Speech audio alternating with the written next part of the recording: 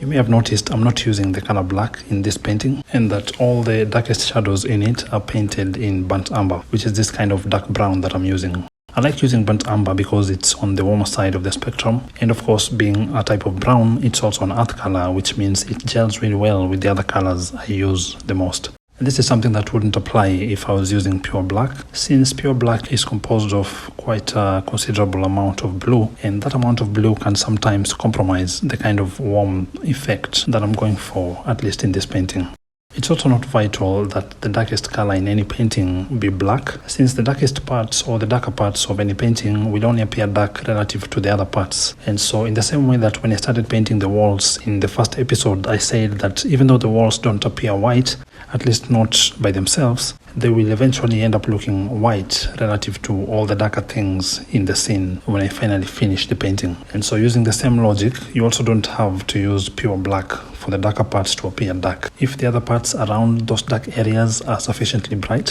whatever dark color you use in place of black will give a convincing illusion of those parts being black, or at least believably dark enough.